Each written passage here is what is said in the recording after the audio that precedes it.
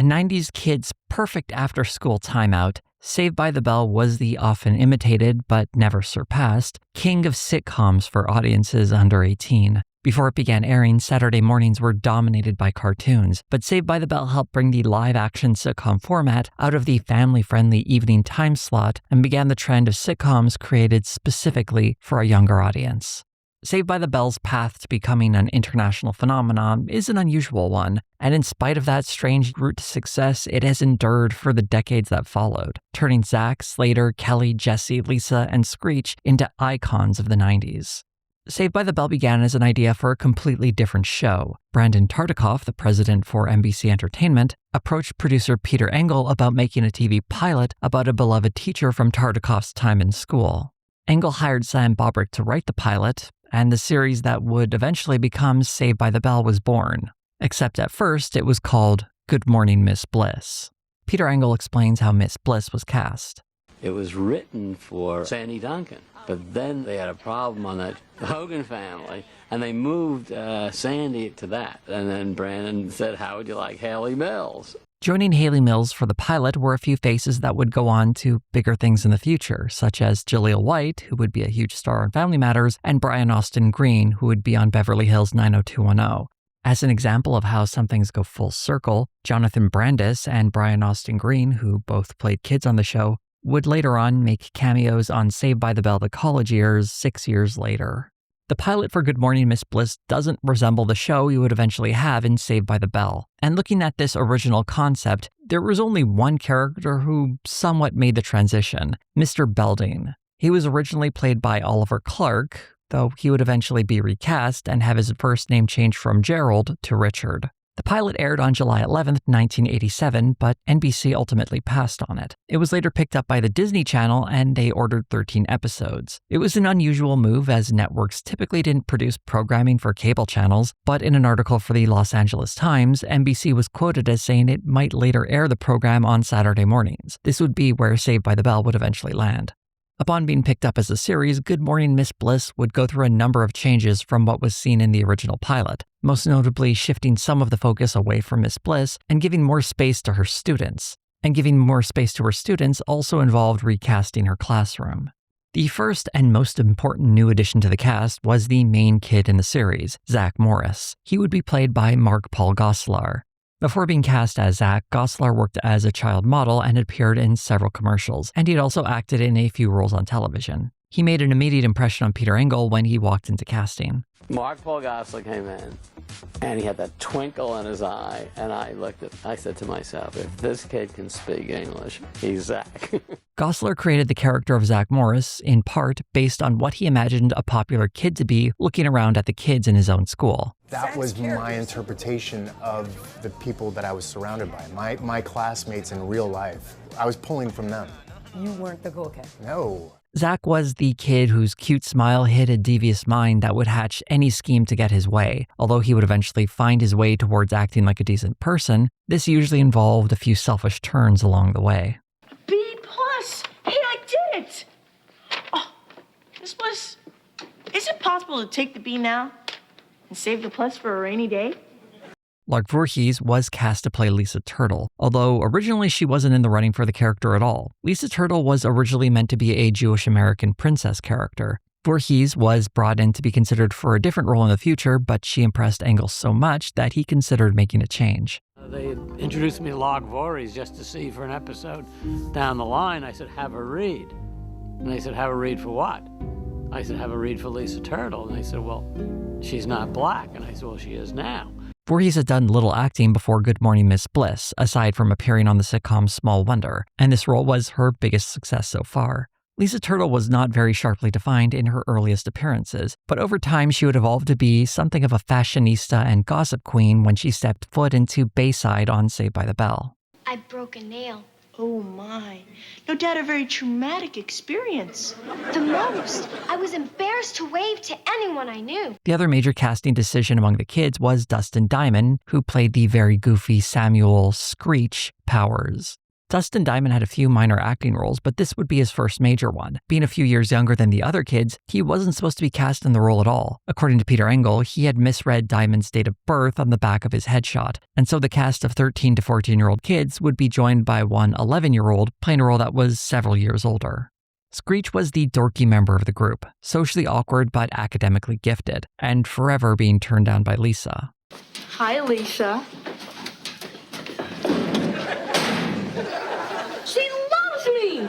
The other major casting decision was Dennis Haskins as Mr. Belding. Haskins had previously appeared on a number of shows, including The Dukes of Hazzard and Archie Bunker's Place. The Mr. Belding from the pilot, Oliver Clark, was not going to be continuing with the series, and it seemed like the character was going to experience a change. He was going to be rewritten as a black man in his 50s, but Haskins went after the role regardless, and he managed to win it. I called my manager at the time, and she said, they're looking for somebody black and over 50. I said, oh, well, 7 auditions later, I got the job. This wasn't just clairvoyance, as Haskins explained in an interview years later that he had been tipped off by one of his castmates on the musical Angry Housewives, Joan Ryan. She had also been cast on Good Morning Miss Bliss, and she had told him that the show had been struggling to find someone to play Mr. Belding and were starting to broaden their search. Mr. Belding would eventually find himself as the principal on Saved by the Bell, often the victim of Zach's schemes. We were just cleaning off the graffiti. And you expect me to believe that? It was about you. Well, keep up the good work, boys. The rest of the cast of Good Morning Miss Bliss was made up of Max Batimo as Mike Gonzalez, Heather Hopper as Nikki Coleman, T.K. Carter as maintenance supervisor Milo Williams, and Joan Ryan as teacher Tina Pellegrino. Good Morning Miss Bliss's 13 episodes are perfectly adequate and reflect a more traditional sitcom where a parental figure doles out wisdom to precocious children. Although the children here were more prominent than some other sitcoms of that era, the show was still very much centered on Miss Bliss and her adventures as a teacher. Unlike Saved by the Bell, Good Morning Miss Bliss was a far more sentimental show, filled with lots of warmth and cuddly feelings where any problem a child has can be solved by a talk with Miss Bliss. It was the sort of show a parent would want their child to watch, while not quite being the show children were looking to watch themselves. There were parts of the show that were a bit strange, such as one episode where the kids learn how to invest in the stock market, and other episodes where they're taught the importance of marketing. Trans-Universal Air has swallowed up your airline. Hey guys, look at this. Trans-Universal Air has gone up $3 a share. Can someone tell me how much we've made? I doubt these episodes on becoming a good capitalist really resonated with kids either, although it very much is the sort of thing you'd expect from a sitcom in the 1980s. Regardless, it wasn't able to build any kind of audience because it only ran for a single season before it was canceled. Its final episode, The Mentor, almost seems self-aware as Miss Bliss's favorite teacher from her time as a student shows up, only to reveal that his methods have fallen out of favor with the bureaucrats who control education. A passionate teacher being rejected is sort of like what happens with this show's premise, and perhaps this reflects how the show was rejected by NBC. But it seems like NBC was right to pass on the series. The idea of a teacher who deeply cares, while certainly a nice sentiment, didn't resonate with kids the way the show's creators imagined it would. Good Morning Miss Bliss would still find a future though, as the success of Saved by the Bell led to these old episodes being repackaged as Saved by the Bell: The Junior High Years. It was given a different opening theme, the soundtrack was changed, and a few episodes were given special intros where Zach Morris from the future would set up the story for the audience at home. And today we have another show from the junior high days. Screech and Lisa still look weird. The transition was a little clunky at times, with cold opens that seem as though they were quickly cut together. Well, this is really intense. What's going down? We're all waiting for... Stevie! The music was also a bit jarring, as it felt more in place at Bayside than the school in Indianapolis that Good Morning Miss Bliss took place in. Sadly, the original version of the series has become very hard to come by as the repackaged version became far more common. The closest I could get to the original broadcast episodes of the show were a very low-quality version of its original pilot. Good Morning Miss Bliss sometimes gets counted as the first season of Saved by the Bell, but that isn't accurate, and narratively it doesn't make sense. There's no explanation for how Zach, Lisa, and Screech moved to California, or why Mr. Belding followed them there. But one of the quirks of Saved by the Bell is it plays extremely loose with any sense of continuity. No one was paying any attention in my class. After the cancellation of Good Morning Miss Bliss, it seemed like the end of the road for the series. But at NBC, Brandon Tartikoff still had some interest in reviving it, so he came up with the idea of moving it to Saturday mornings and dropping the character of Miss Bliss. At first, Peter Engel resisted the idea. In his book, he explained how he wasn't interested in a Saturday morning kids show, but his wife talked him into it, pointing out that he had kids who were around the age of the audience he would be making the show for. So Engel would resume working on the show, and removing Miss Bliss wouldn't be the only change. Here's an excerpt from Engel's book about making the series more fun. We moved the show from John F. Kennedy Junior High School in Indianapolis to a semi-realistic, semi-fictional part of Los Angeles called the Palisades, and a high school called Bayside High. The stages, the clothes, the aesthetic would all be brighter, breezier, closer to campy than most, if not all, actually existing in high schools. Unlike before, we'd shoot in front of a live studio audience. We'd turn up the dial, make everything pop. We wanted bright, flashy colors. We're competing with cartoons.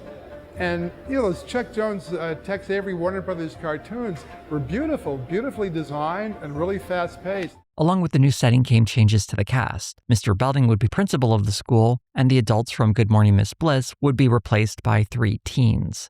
Mario Lopez would play Albert Clifford, or AC, Slater. Prior to casting Lopez, Slater was a very different character. He wasn't an athlete, and he wasn't even Latin American. He was originally an Italian-American Vinnie Barbarino type, the tough guy played by John Travolta in Welcome Back, Kotter. I remember calling the casting director one night and said, where is it written that Slater has to be Anglo? Why don't we open our tent? Why don't we look at Latinos? Why don't we look at Asians? Why don't we look at African Americans? And 2 days later, she called me, I found Slater. Robin Lippin, who was the casting director, cast blindly for that, which I thought was really cool, which I thought is the way it should be. Should be people that look like you and me be able to play roles just telling universal stories with universal themes. That's the way it should be. Prior to his time on Saved by the Bell, Mario Lopez had appeared in commercials, the TV series AKA Pablo, and had a guest spot on The Golden Girls. When the actors were cast in their respective roles, they were asked what their interests were, and this helped shape Slater as a character. Growing up in Chula Vista, not necessarily the most upscale neighborhood, it was a lot of potential for trouble. So my mom's whole theory was to keep me as busy as possible, so I didn't have time to get into trouble. When they asked us what do we like to do, so I remember I wrote it down. I wrestled, I danced, I played the drums, I did all this stuff, and then they ended up incorporating it into the character. Slater was an early foil for Zach, and the 2 eventual friends would have friendly competitions throughout the series. Slater would also have a number of turns at being the high school star football player, wrestler, and an occasional dancer. Hey, well, Zach, I could use your ham radio. There's that gymnast I left behind in Germany. She really flipped over me. Tiffany Thiessen, going by Tiffany Amber Thiessen back then, was cast as Kelly Kapowski. Thiessen was less experienced compared to her co-stars, having come from the world of beauty pageants and modeling. It was all those magazine appearances that convinced Peter Engel that she was going to be an icon of the decade. Thiessen had originally auditioned for Good Morning Miss Bliss, but wasn't cast in a role for that series. However, by the time she auditioned for Saved by the Bell, she was a much more natural fit. Kelly was Bayside's popular girl, although unlike others that had come before her. The most popular girl in a lot of TV shows and movies were always not nice, and that they were always kind of a bitch, and they wanted to not portray that. They wanted to portray Kelly as the complete opposite, which I thought was sweet.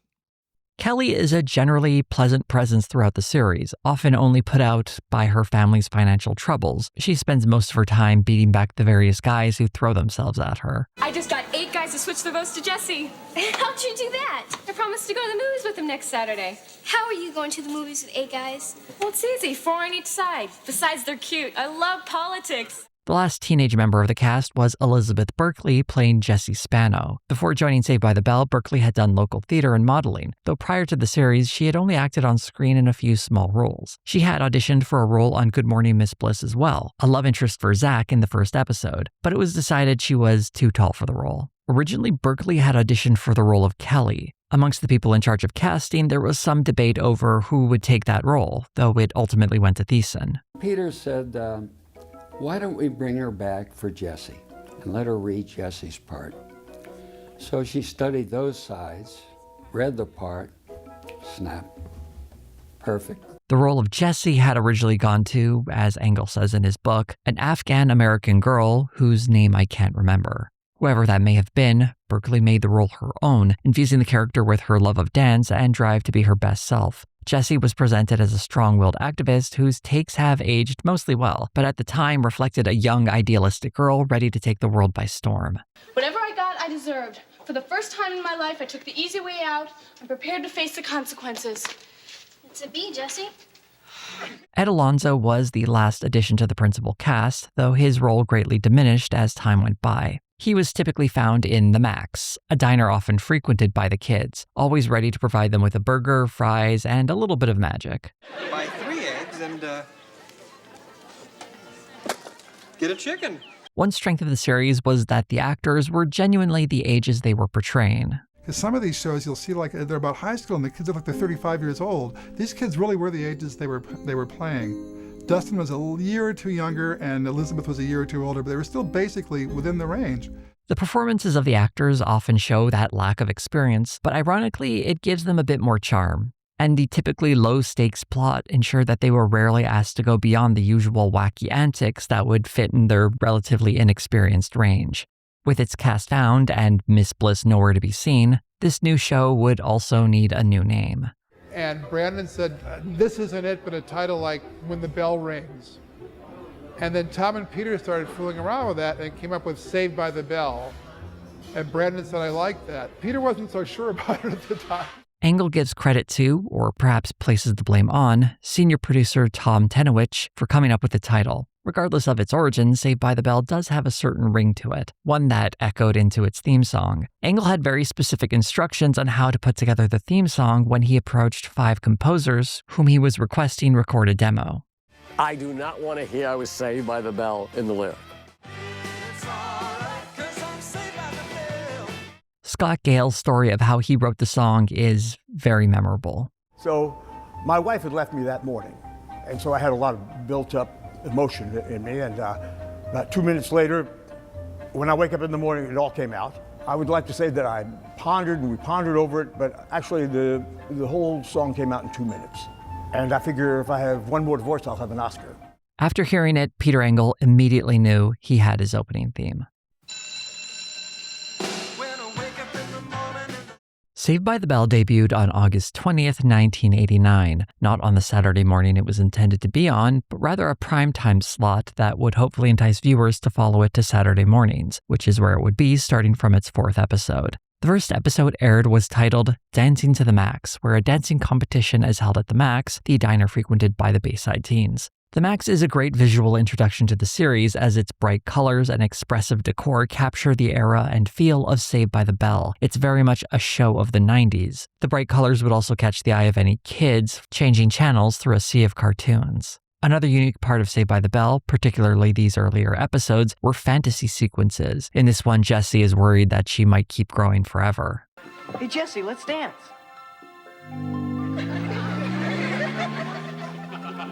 I'm too big for you. I'm too big for everyone. The pink border always served as a bright reminder that this was not the real world, at least not the real world of the show. The pilot also featured one of many wacky, over-the-top teachers, a staple for the series, especially in its first season. I like to cook the way I feel, and I feel good. Da-da-da-da-da. Take 2 eggs, da-da-da-da-da. The bright colors and fantasy sequences served a similar role, creating an eye-catching sitcom that spoke to kids in a way they were familiar with. Another hallmark of the series seen in this episode was Zach breaking the 4th wall and speaking directly to the audience. Skip the date and start with a goodnight kiss. Yeah, Danny has good ideas. This is clearly inspired by the movie Ferris Bueller's Day Off. Within all these stylistic elements was a conventional story. Zach lies about being a great dancer to convince Kelly to be his partner for the dance contest. When he secretly gets lessons from Jessie, he learns about her insecurity of being too tall to date most guys, and Zach gives up on his scheme to instead help out his friend. I've decided to go with Jesse. Jesse? It's a classic tale of a scoundrel who ultimately turns out to be a good guy. It should be noted that Zach's turnaround is something he also comes to on his own. Unlike other shows featuring kids or teens, Saved by the Bell didn't rely on its adult characters to teach teens the important lessons. They were old enough to start figuring some of this stuff out for themselves. And the fact that teens were driving the moral lessons of this series meant that the stakes were typically kept at their level, with a few exceptions in the occasional very special episode. I think this is a big part of the appeal of Saved by the Bell, particularly for a younger audience. When you live in a world where adults lecture you on how to do the right thing, it was nice to see peers in the same situation figuring it out on their own. It showed that kids are smarter and more ethical than sometimes the adults give them credit for. This also reflects the relatively privileged lives of these kids. Although that wasn't quite the case for Kelly, who we eventually find out has a big family and a hard time making ends meet, the other teens at Bayside seem to be sailing through life with so much ease that dance competitions become major events. I think this too shows how the series has an element of wish fulfillment within it, where life at Bayside is usually never scarier than an overcooked Max Burger. It was a relatively safe place for teenagers. Although Dancing to the Max served as a good introduction to the series, it was not actually meant to be the debut episode. The pilot episode, titled King of the Hill, was pushed back in the schedule and would instead be the 15th episode of Season 1, opening with a voiceover to cover for the fact that it very clearly took place on the first day of school, placing it before the other episodes in the series. I'll never forget the day Slater showed up. The reason this episode wasn't used first is because it was shot with a crew that was inexperienced with filming a sitcom. This is series writer Bennett Tramer speaking. The crew for that night was a game show crew, and they had no idea how to shoot a sitcom. So it was very poorly shot. Peter didn't think that should be the first show that we air. We can see examples of the rough state of the episode throughout its run, such as when the camera is very noticeably bumped during Slater's first appearance, and you can see the top of the sets a few moments later. The crew was replaced the next week. According to Peter Engel's book, while the debut episode of Saved by the Bell was savaged by critics, the audience was far more kind. He wrote, "Just 4 weeks into the season, 50% of American girls watching television in our window were watching Saved by the Bell. We had more teen girls watching our show than The Cosby Show, the biggest show in prime time." Zach, I don't know how to thank you for tonight. We're together. That's enough. One of the major concerns for the teens at Bayside is dating. The first season's major romantic conflict was the competition between Zach and Slater over the affections of Kelly. If I had to make my decision right now, I'd pick Zach. Yes! Kelly's decision to date Zach was inevitable, but Slater and several other guys would frequently get in the way. All right, why don't you tell me all of your names, starting with you. I'm Slater. I'm Screech. I'm yours. I'm bummed. By the first episode of the second season, though, titled The Prom, Zach and Kelly would finally be an established couple. I'm going with Zach. Oh, shit, why? Oh, what does Zach have that I don't have? Oh, Zach, hold it together. You are Zach. They even have a special private party outside the prom after Zach learns Kelly's father can't afford to get her a dress for the real one. Zach was not a very good boyfriend. For example, in one episode, Zach dumps Kelly when he develops a crush on the new school nurse. Kelly, there's something I have to tell you. I think we should date other people. Date other people? What for? I adore your innocence. And in the next episode, after they seem to have gotten back together, Zach gets jealous when he finds out Kelly is hanging out with an ex-boyfriend. Zach, he's my friend. You can't tell me who to be friends with. Either you cancel the date or else. Or else what, Zach? Or else we stop seeing each other. In both cases, Zach learns the error of his ways and apologizes, but like most things in his life, it doesn't seem to impact him in a lasting way. His many screw-ups get presented as the mistakes of adolescence that some of us make, and the audience doesn't hold a grudge against him. Kelly did not receive nearly as much grace when she got a part-time job at the Max and started to fall for her boss, Jeff, played by Patrick Muldoon. You're terrific, Kelly. You too, Jeff. You know, you're the nicest guy I've met in a long time. You do feel a bit bad for Zach with how he finds out about it. Kelly, you're the most beautiful queen I've ever seen. Thanks, Jeff. Zach and Kelly have an intense breakup, and it manages to stick for a long while. The reaction to Zach and Kelly breaking up was even more intense. As a sentimental favorite for most of the kids watching, there was a lot of pressure to keep those two together. According to Peter Engel, Tiffany Thiessen and Mark Paul Gosselaar approached him asking for Kelly and Zach to be put back together, in part because of how negatively the audience was reacting towards Kelly. Zach never got nearly as much blowback for all the bad things he did, even when you consider his behavior in the second season, both breaking up with and getting jealous of Kelly in different episodes. What all of this speaks to is how Saved by the Bell in this particular relationship reflected a lot of the patriarchal assumptions about how the world was supposed to be, and that meant guys were expected to date around in the way a lovable trickster like Zach would, while a girl had less freedom to do that without being labeled a villain. There are some subtle differences in what they did, such as Zach lusting after the school nurse being a one one-sided affair, whereas Kelly's relationship with Jeff was reciprocal. But in the Kelly and Zach dynamic, he was still willing to end things with her just for a chance with this other woman. Much like the audience, Zach's friends initially take Zach's side after he and Kelly split up.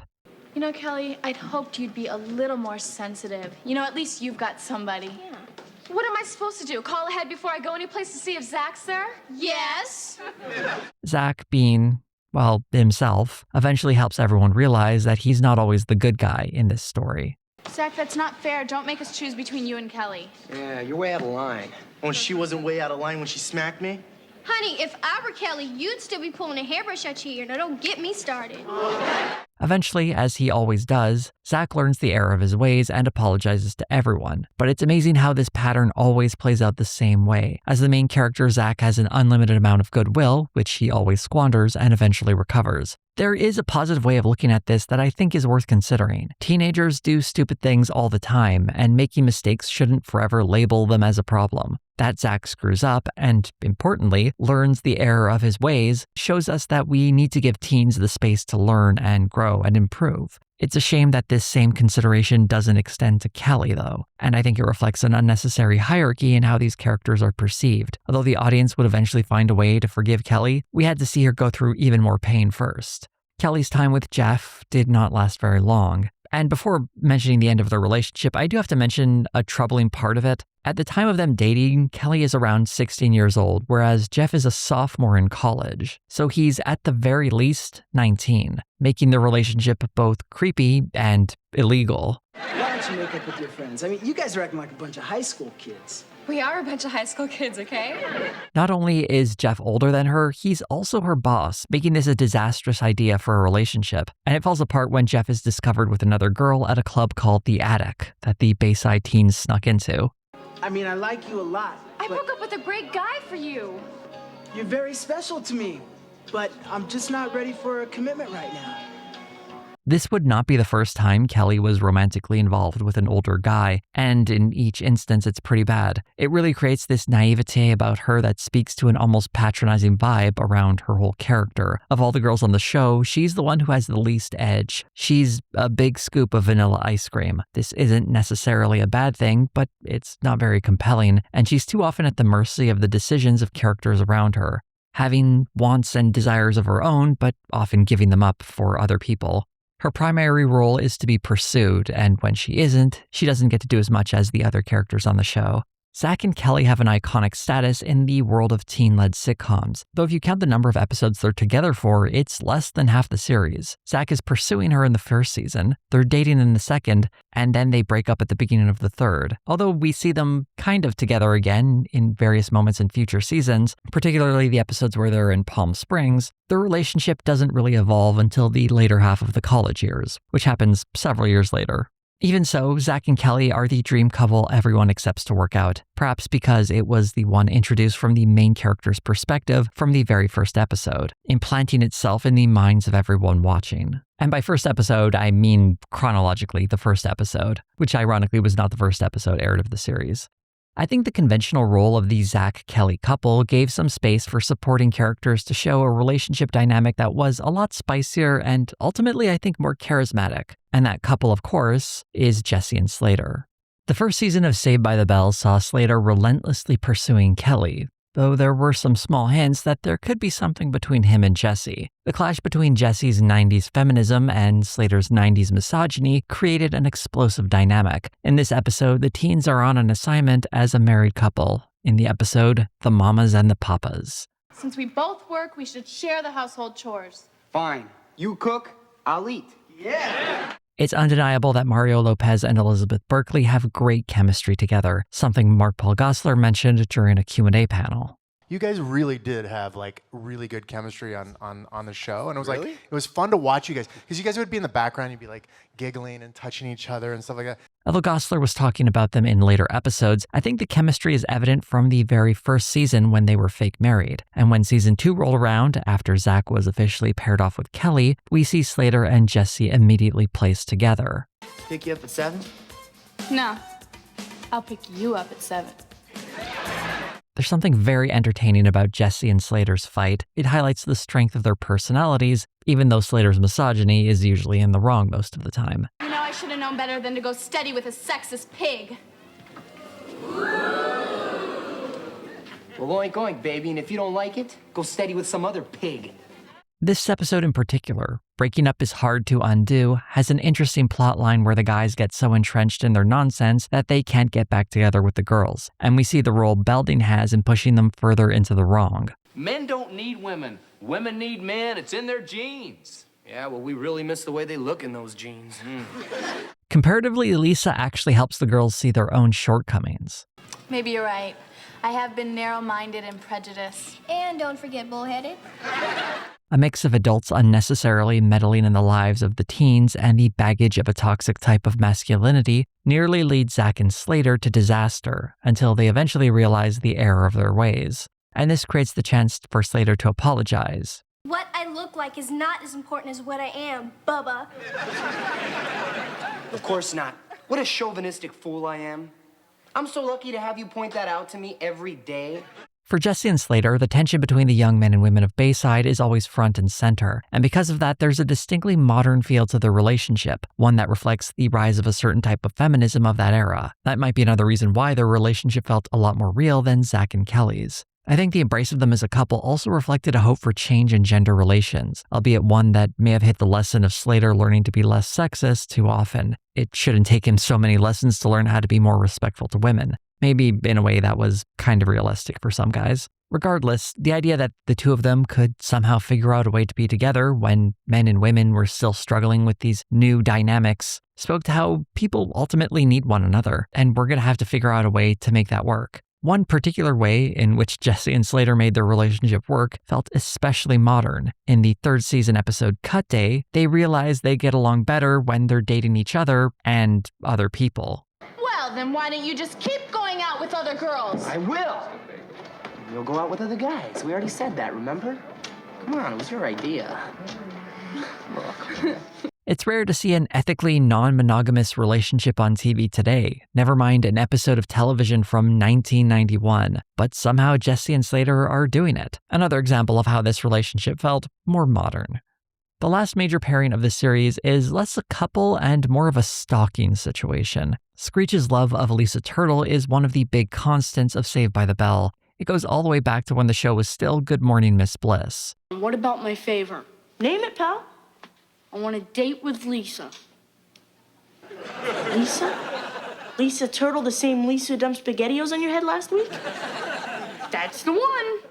Instead of focusing too much on Lisa constantly rejecting Screech, I think it's more interesting contrasting those rejections with Screech's success. In a season 1 episode, Beauty and the Screech, Kelly starts to develop a crush on Screech when he tutors her in science. I understand. I see it now. You're the best teacher I've ever had. It doesn't work out because ultimately they're just too different from one another. But it was interesting to see how Screech, being himself, expressing his love of science, and believing in Kelly's ability to improve herself, made him a desirable guy. In the season 2 episode House Party, we see Screech have one of his few romantic successes with Violet, played by Tori Spelling. You're such a stud muffin. I didn't know I was your girl. Neither did I. Would you like to be? Oh, I thought you never asked. These successes show that Screech is perfectly capable of finding a date by being himself and not being so aggressive the way he so often is with Lisa. It's just a matter of finding someone who's a good fit for him. In the season 2 episode, The Prom, we even see Screech get a date with Lisa, only to realize what a bad fit they are. Are you sure Matt Dillon's not in this movie? Yes, Alan Thicke is the zombie. Everybody knows that. I missed most of the movie because of motor mouth down there. Next time, go to the movies with Matt Dillon.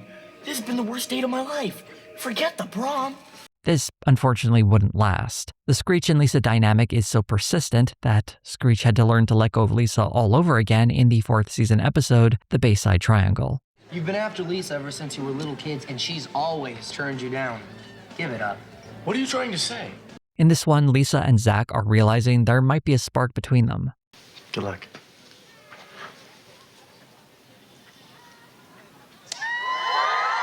The episode features Screech eventually realizing he has to let go of Lisa, again. And Zach learns that he should have checked with his friend before trying to date a girl that he knew Screech was in love with. And Lisa didn't learn anything because she didn't do anything wrong in this episode.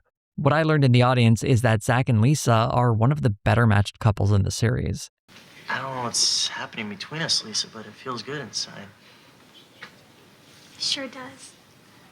Throughout the series, Lisa never has a fixed romantic interest. Mostly, she has a series of guys she dates for an episode and then moves on. Zach chases after a pretty face the second he sees it, sometimes even when he's pursuing Kelly at the same time. But Zach and Lisa falling for each other makes a kind of sense when their existing friendship implies that this isn't just a passing fancy. Rather, they are looking at someone they have known for years, realizing there might be some hidden romantic depth to their friendship. It's a real shame that the show seems to forget this pairing immediately after the credits roll, because there was some real potential. But the show often betrayed any sort of consistent, coherent narrative to default towards the tropes that often made up characters' individual stories within episodes. One of the more common tropes of the series was Zach meeting a new girl at school and learning some kind of lesson through the process of dating her. For instance, it's okay to date a girl when she's a little bit bigger. Mind if I cut in? Go ahead, it's all right. Oh, no, thanks. Wendy's my date tonight.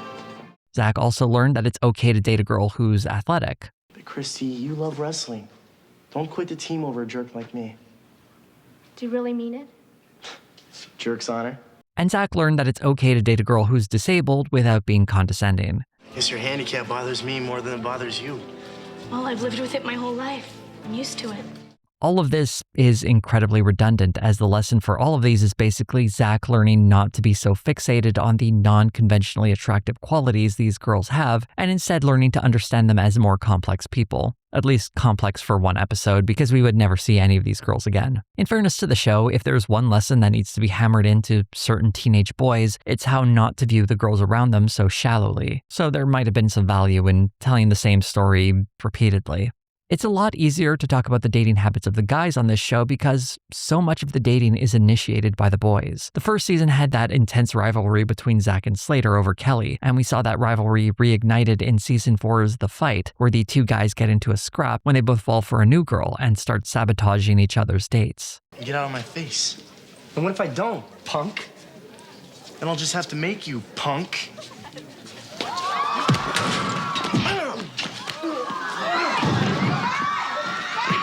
They eventually make up after seeing Belding lose his toupee, but it lays bare a constant reality of the show, one where the boys of Bayside are in heated competition with one another for a chance with a variety of different pretty girls, and the girls have to decide between the guys making their advances. While it's not the most unrealistic portrayal of teenage dating, and it's not universal as we see the girls on some occasions take more of an initiative, it is still a status quo that centers on the boys being the main actors in the dating world. For all the modern trappings of Saved by the Bell and occasional gestures towards the changing world around it in the 90s, this was still a show reflecting a more traditional worldview when it came to dating, one that didn't take risky chances with its narratives or place its characters in scenarios that would be unfamiliar to someone growing up in the US in the early 1990s. It's both a strength and a weakness, making the show easy for kids to understand, but also not providing a wider perspective of the more complex world they were growing up in. It's certainly not the burden of one show to do all of that, but it does show us how Saved by the Bell was able to use dating in the 90s to demonstrate how the series had one foot in the present and another in the past. Hey, what is going on here? Zach's misadventures in romance offered him the chance to learn and grow, demonstrating the importance of a failure that could be recovered from. But a part of the show that made this even more clear was his tendency, and that of his friends, to get into and out of other types of trouble. Funnily enough, one of the earliest examples of that happened behind the camera when Lark Voorhees found herself in danger of being fired during the filming of the first few episodes of the series. According to Peter Engel's book, after a particularly weak performance in the second episode taped for the series, NBC executive Brandon Tartikoff wanted Voorhees fired. Engel said he would take care of it, but instead of pulling her aside for a conversation about her future on the show, the two avoided each other for a week while the next show was being prepared. Engel believed that she knew she had a bad episode and that she needed to turn it around if she wanted to hold on to her job. The next episode taped was the Lisa card, and she performed so well that Tartikoff changed his mind and decided that Lark Voorhees should stay on the show. Daddy, punish me. Get it over with. I just want to be treated like any normal, beautiful girl. The teens of Bayside had a similar approach to turning things around themselves, solving their problems on their own rather than admit defeat and put themselves at the mercy of the adults in their world. Peter Engel explained in an interview how the kids would often find their way to a moral end. At the end of the day, in the final analysis, the kids always made the right decision. and did the right thing. A great example is in the season 1 episode, Cream for a Day, when Kelly is nominated for Homecoming Queen, but then faces disaster when she gets a zit. When Screech's miracle cure turns Kelly's face maroon, Zach comes up with a clever solution to help Kelly win Homecoming Queen. Thanks for helping me win. Hey, a little Bayside war paint goes a long way. Thanks. While Zach had some dubious intentions trying to market Screech's invention and trying to use it to win over Kelly, his scheming shows that he's just as good at getting himself out of trouble as he is getting himself into it. A season 2 episode, Driver's Education, is a good example of Zach not realizing the error of his ways on his own, but rather needing to be hit with a counter scheme, and as is the usual fashion, it comes from his friends. In this one, Zach plots to get Slater to fail his driver's ed class, sabotaging a practice cart. When Screech spills the beans to Slater, Jesse convinces Kelly to help her teach Zach a lesson. Hi, everyone. Hi, I'm Kelly Kapowski. Very funny. Who's this guy? When Belding is looking for someone to blame for the crashed cart, Zach shows that he's internalized being a decent human being, for this episode at least, by not letting Slater take the blame alone. An important detail of these escapades is that the teens typically solve them without any help from the adults. In most cases, Principal Belding acts more like a foil than a source of morality. There are exceptions to this, and Belding has had to deliver an important speech from time to time, but Belding is often just a baseline standard for enforcing rules on the teens. I think because of that, Belding often feels like a minor player in the series. Definitely an essential member of the cast, and Dennis Haskins does a great job in the role, but he exists outside of the main group of characters, only intervening every once in a while with a, Hey, what is going on here? Hey, what is going on here? Hey, what is going on here? In Modern Publishing's unauthorized edition of Saved by the Bell by Judy Black, all the characters are detailed with photos and interviews with the actors who portray them. Of these 64 pages that make up this book, only the last 3 feature Dennis Haskins as Mr. Belding. I think this is a very clear symbol of how largely Belding loomed in the minds of the viewers. Present, but not prominent. There are episodes that do give Mr. Belding a chance to shine. In particular, Season 2's The Fabulous Belding Boys show how Mr. Belding's younger brother Rod, played by Edward Blatchford, seems like the cool Belding, only to leave the kids high and dry for a rafting trip when he has the chance to run off with a stewardess. You are the same Rod. You get people's hopes up and then you let them down. Richie, she's gorgeous. You should see her. She's a 10. Oh, is that what you're going to tell the kids? Zach overhears the true colors of the Belding brothers, and Principal Belding covering for him reveals the positive role he's had in the lives of the teens while supporting them in the background. Rod always was the more exciting Belding. Maybe. But we got the better Belding. I think it's kind of neat that it highlighted the importance of adults, not as front and center controlling the lives of these teens, but still there in a supporting role, ensuring that they don't fly off the rails or are horribly betrayed by other adults who don't seem to care about them. There are 2 interesting notes for this episode I do want to touch on, though. The first is that the Belding brothers are named Richard and Rodney, or Dick and Rod for short. I don't for a second believe this is a coincidence. The second is that the episode inspired a short film called Saved by the Belding. It's up on YouTube, and I don't want to spoil it, but I highly recommend you check it out, particularly after watching the Fabulous Belding Boys episode. Saved by the Bell had a very passionate audience. You could hear that in any episode where Slater took off his shirt.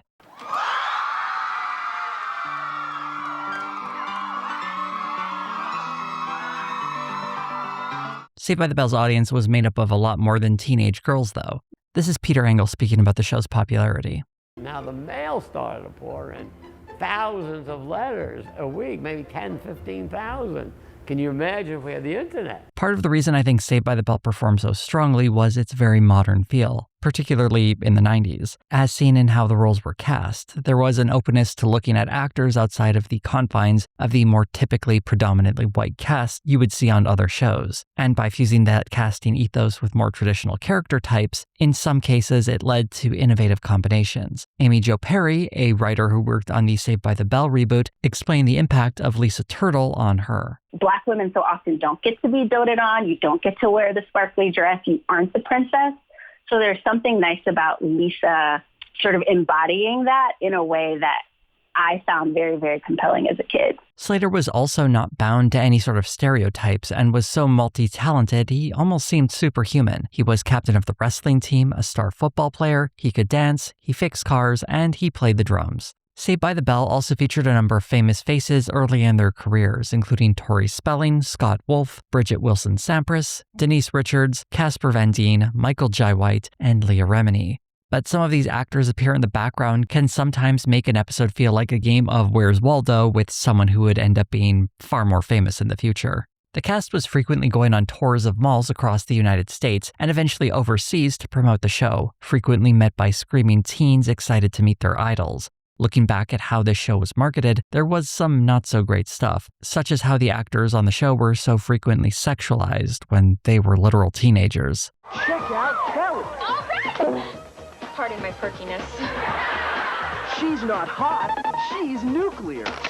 And like the aforementioned Slater clip I started this section with, this wasn't just limited to the girls. We're 15 years old, and all of a sudden the guy goes, let's turn the fan on. Can you guys open your shirts? Yeah, that's a true story. Where were our parents? Yeah, exactly. Like, where was everybody? There was also an onslaught of merchandise to cash in on its success, from books to dolls. Part of creating entertainment for kids very frequently involved finding ways of selling them products connected to the show.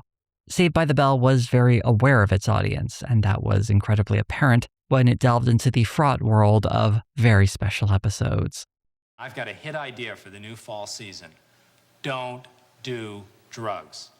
The very special episode label is an informal way of describing a sitcom episode that dives into heavier topics, usually involving subjects such as death, violence, or addiction. Saved by the Bell, being on Saturday mornings, had to be particularly careful when heading into this territory, and the results were often mixed. Some of the very special episodes dealt with the teens developing a social conscience. This was usually easy enough to do with Jessie, as she had the spirit of an activist in regular episodes, such as her becoming an investigative journalist in Save the Max, or when she took a stand against beauty pageants in Miss Bayside. I don't believe a woman should be displayed like a side of beef.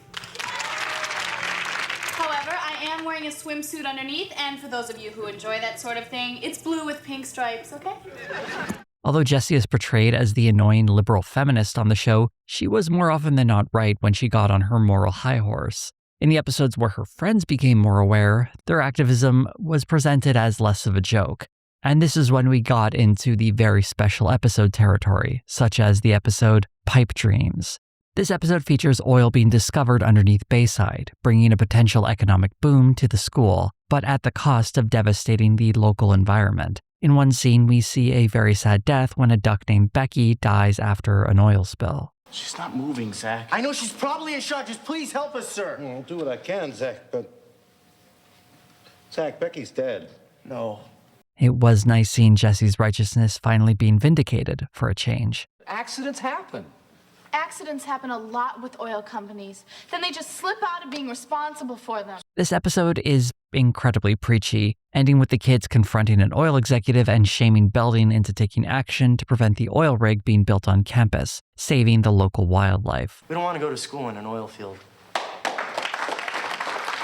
This episode is as cheesy as it is true. Although fossil fuels are seen as drivers of climate more than oil spill these days, it is a reminder that there are local ecological costs for oil drilling as well as impacts to the global climate. But an oil field under a school? Anyone with a foggy memory of TV from the 90s might think this was swiped from a famous episode of The Simpsons, but that episode aired almost 5 years after this one. This storyline was actually inspired by real life. Beverly Hills High School was built on top of an oil well back in 1927. So while the order of what happened was different, oil being discovered under a school isn't something that's never happened before. This episode was also a reaction to the relatively recent Exxon Valdez oil spill that had been in the headlines. A pro-environment message is a pretty easy sell to a young audience, and another one was respecting other cultures. In the case of the episode Running Zach, the results were a bit clumsy. In this episode, to avoid being kept from an important track meet, Zach has to present part of his family tree in class and get a passing grade. While doing some research, he learns that he has native ancestry, and he does an offensive presentation with Screech. Me hungry.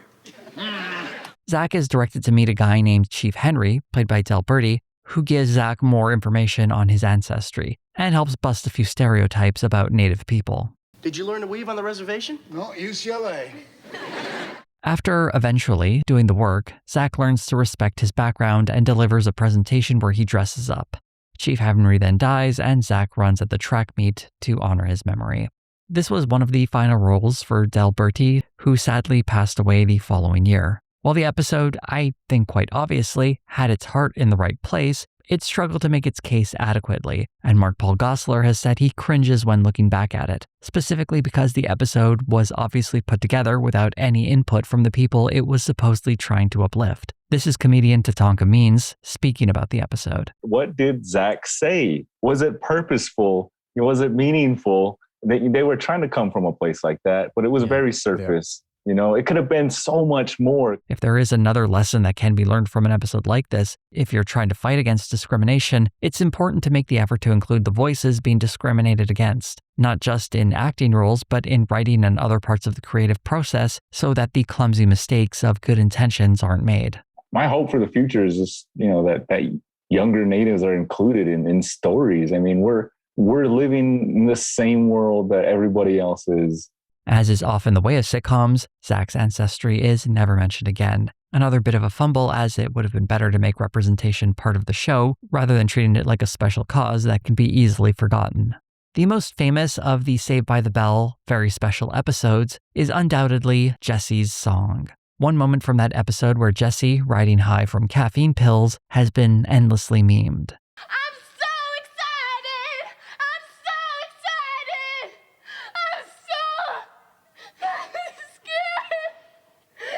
The episode is about Jessie being pulled in different directions as she tries to get her math grade up so she can get into Stanford. She and the other girls have also been drafted into a singing trio that Zach has christened Hot Sunday, with Zach as their agent, of course. You guys are terrific. I'll be your manager. We'll make a fortune. Oh, come on. We were just fooling around. Yeah. Let me just bring you to the recording company and you can sing for them. To keep up with her studies and her group actually catching the eye of some music industry people, Jessie starts taking an excessive amount of caffeine pills. Hot Sunday! Yeah, we'll be great. We'll be awesome. We'll knock them dead, right? Right? Yeah! When Zach discovers the pills, he realizes the kind of problem Jessie has, and she has that iconic moment before they get her some help. It all ends happily, and Jessie moves on without ever relapsing into her caffeine pill addiction. You may be wondering why, of all things, caffeine pills were used for Jessie's addiction. Originally, the script had her taking speed instead, but that was deemed a bit too much for a show on Saturday mornings. So Tom Tenowitz says, how about caffeine pills? I don't even know what caffeine pills are. I just want to get out of the meeting. This was not the only time Saved by the Bell had to soften one of their scripts. In another episode, titled Slater's Friend, A.C. Slater had to deal with the passing of his beloved pet Artie, a chameleon. All right now, Artie, come on. Give me a nosy. Artie wasn't always a chameleon, though. I had a pet chameleon, right, that died. Artie. It was supposed to be a puppy, but they thought the puppy would be too sad and downtrodden for kids if it died, so they made it a chameleon. Going back to Jessie's song, the moment where Jessie is describing how excited she was is a reference to earlier in the episode when she and the other girls are singing the 1982 song, I'm So Excited by the Pointer Sisters. In an interview, Ruth Pointer said, in 1990, I was a recovering alcoholic and addict myself. There was a stigma to addiction and illness, and people who were dealing with it were put out to pasture. There was just not a lot of attention at the time being given to it. So I thought it was a nice stretch that this television series wanted to deal with it. In spite of how much of a meme that scene of Jessie's songs became, it was taken very seriously at the time, and the actors were thrilled to have the chance to do something more dramatic. Berkeley said in an interview, I've done work where you're clearly in on the joke, but this was not one of those times. I work with teen girls and I help provide this space for girls to feel safe and heard and know they're not alone. It's very easy to get in a heightened state where everything seems like life or death. For Jessie to not rise to an occasion meant having a breakdown. She's a character who just put a lot of pressure on herself. There is some debate over how many takes it took to put the scene together, with Peter Engel saying it took 25, and Mark Paul Gosselaar said it only took a few. Regardless of how many takes it took to get this moment captured, listening to Gosselaar and Berkeley talk about that scene over 25 years later, it sounds like it was a special moment for the two of them. Those are the moments that we live for as an actor. These moments here where nothing else matters. You're just connected with the person in front of you. Saved by the Bell would tackle drugs once more in another episode, No Hope with Dope, where we get a callback to Jessie's song. I got hooked on caffeine pills so I could stay up and study. Not only did I hurt myself, I hurt my friends. The episode isn't nearly as memorable as Jessie's song and more or less hits the same message about the dangers of drugs. It does have a very meta guest appearance by Brendan Tartikoff, who was one of the driving forces behind making the show a reality. Maybe there's something here. Maybe at NBC we should do a sitcom about a school principal and his kids. Really? Nah, it'll never work. One of the very last episodes I want to highlight was a two-parter that closed out the third season. It was titled Home for Christmas, where the Bayside teens encounter an unhoused father and daughter during the holidays. It didn't happen all at once. First, the computer plant that I worked in closed down. I couldn't find another job. Then 1 month the rent was due, and I didn't have it. So we were homeless. The episode is pretty cheesy, as is often the style of Saved by the Bell, but it was nice to see the problem of poverty tackled on a show that generally featured relatively well-off families. It did dwell far too much on the solution being personal charity or prejudice, like Laura's boss assuming the worst of her or her father never getting a fair shake at a job interview. There's nothing wrong with mentioning that, but there is more to say about this problem, such as why a competent professional who worked at a computer plant, whatever that is forced to live out of his car when there should have been some kind of assistance program to help him and his teenage daughter. For social issues like being unhoused, personal charity isn't a suitable substitute for what should be a social response. That said, if some kids watched these episodes and took away the message that these people aren't refuse to be swept aside, but rather human beings who are facing some hard times and worthy of compassion, that's a better message than most other media and how they depict the unhoused. There's another thing that's very noticeable about these episodes, and that's how they take place almost entirely at the mall. It was one of several episodes that took the teens out of Bayside and into the bigger world, and those are the episodes I want to talk about next. I'm new here. My advisor said I should clear my schedule with you. I'll clear your schedule. The popularity of Saved by the Bell led to it being given an entire hour on Saturday mornings, so the producers decided to change things up with the show's setting. The first episode should be a traditional Saved by the Bell, but then there had to be something that would keep people there for the second episode. So those became the adventure episodes. Adventure episodes took the teens to a lot of different locales. One of the more prominent ones was the Malibu Sands Beach Club, where everyone got a summer job, aside from Lisa, whose family were members at the club. The main through line of these episodes was Zach's flirting with the boss's daughter, Stacy, played by Leah Remini. I'm looking for someone. Oh, aren't we all? And sometimes we get lucky and find that someone we're looking for. That's so profound. Stacy's father, Mr. Carosi, is played by Ernie Sabella, who'd go on to be the voice of Pumbaa in The Lion King. When the last of these episodes rolled around, completing the 6-episode arc, we see Zach and Stacy say goodbye, pretending like this isn't the last time they'll ever see each other. Later, dude.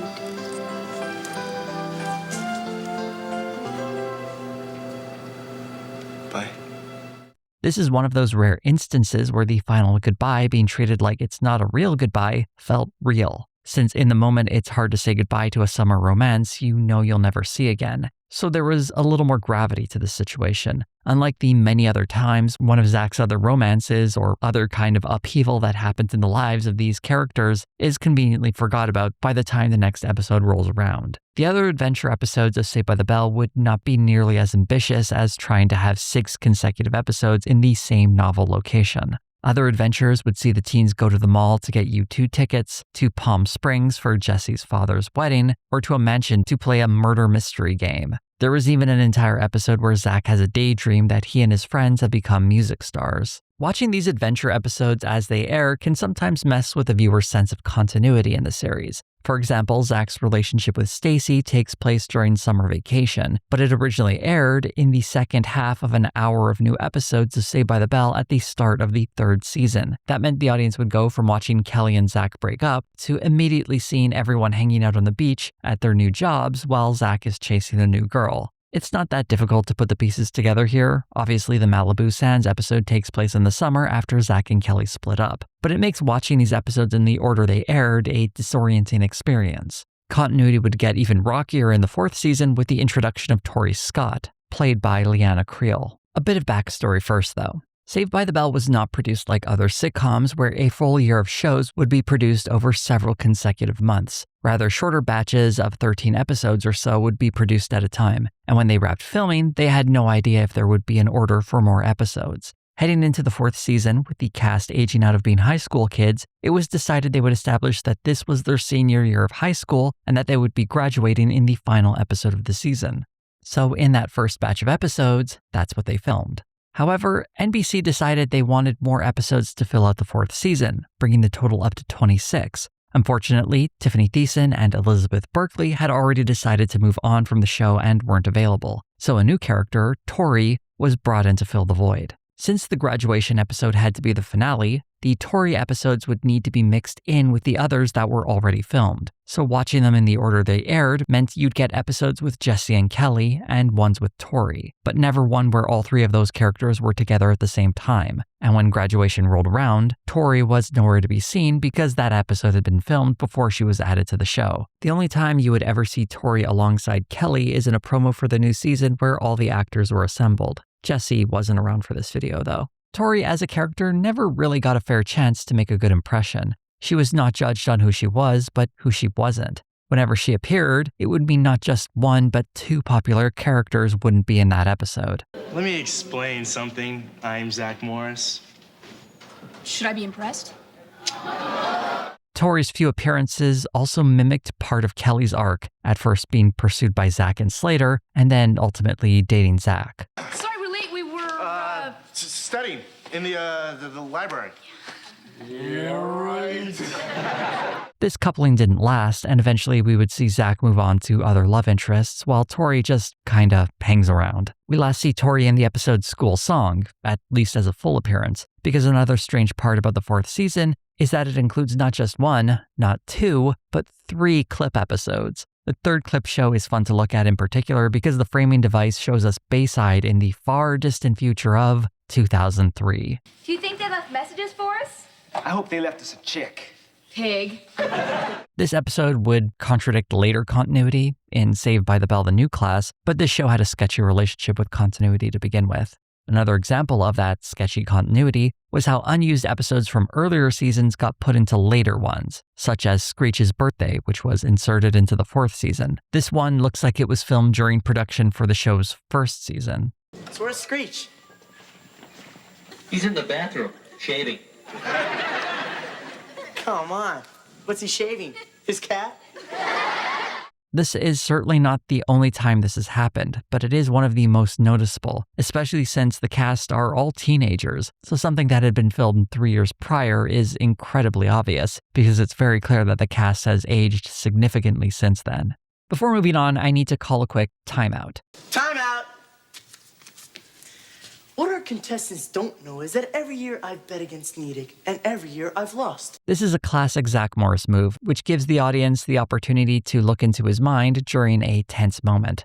Reboot creator Tracy Wigfield makes a really good observation about Zach. The first voice you hear is Mark Paul Gosselaar. Why does Zach always have to touch things and hold things and just be a twat, as I've said?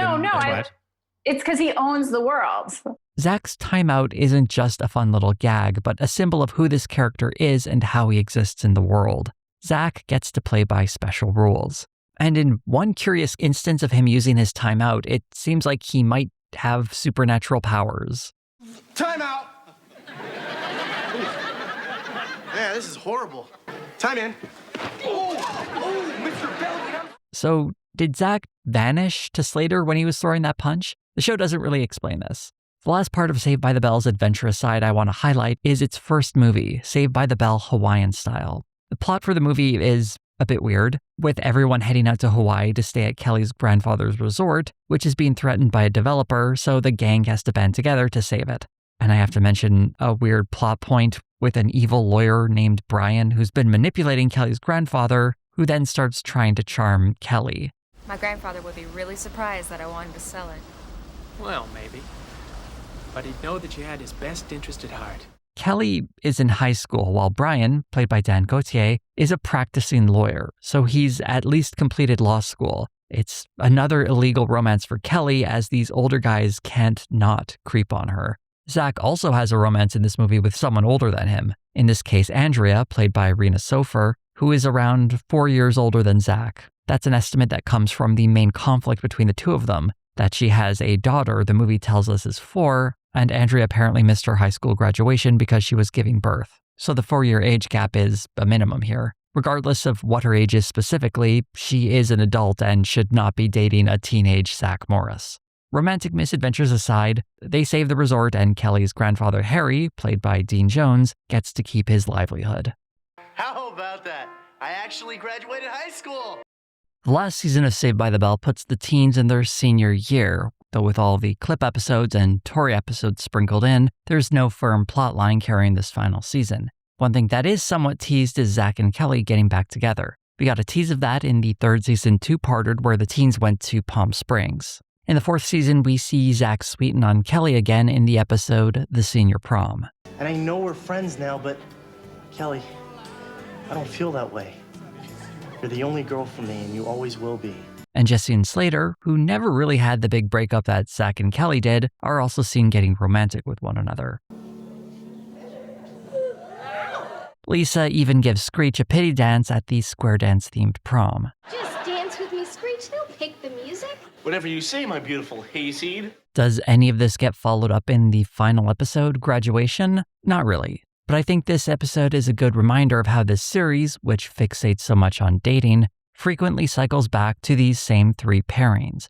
Regardless of the specific ups and downs of the series, the feeling of how these characters fit together matters more than the events that shape them. It's a strange way to conceptualize a narrative, but one that's particularly suited to episodic television with a loose relationship to its continuity. The finale felt a lot like a regular episode, with Zach hatching one last scheme, this time to secure a final grade he needed to graduate.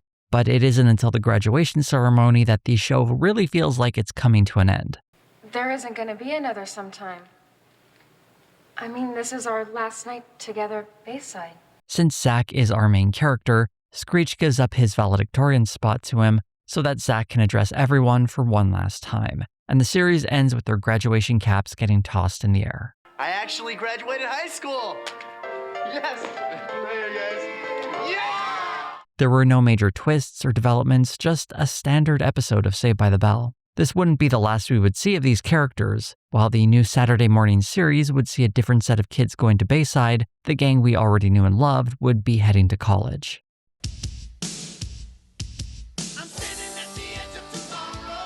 According to Peter Engel, there was no plan in place while filming the final episode of Saved by the Bell. The new class was an idea that came from NBC, obviously wanting to keep a good thing going on Saturday mornings. The idea for a new series following the original cast was credited to a girl only identified in Engel's book as Amber, who, in a focus group, said she didn't want to see a new Saved by the Bell. She wanted to see what happened to Zach and his friends. That meant following them to college. The finale for Saved by the Bell aired alongside a pilot for Saved by the Bell: The College Years, which aired in prime time, giving the series a fairly strong push out of the gate, although the premiere was happening in May, a few months before when the series would begin airing regularly in September. There were some noticeable differences between The College Years and the original Saved by the Bell. First off, the cast was changing. Zach, Slater, and Screech would be sharing a dorm room together, but the ladies would be new characters. Anne Tremco played rich girl Leslie Burke, Kirsten Warren played theater major Alex Tabor, and Essence Atkins played the vaguely defined Danielle Marks. I say vaguely in part because we only really saw her in the pilot episode. She would be replaced in the second episode by Tiffany Thiessen, who would reprise the role of Kelly Kapowski. Guess who's here? Sorry, the wet t-shirt contest was canceled.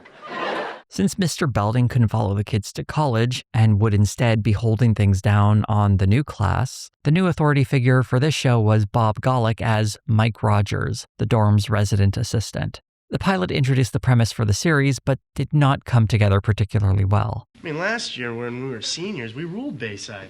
We were like chick magnets, huh? And this year we're college freshmen. We're the lowest rung on the food chain. The reaction from the audience at the end of the first episode says a lot about how I felt watching this premiere. Going to study.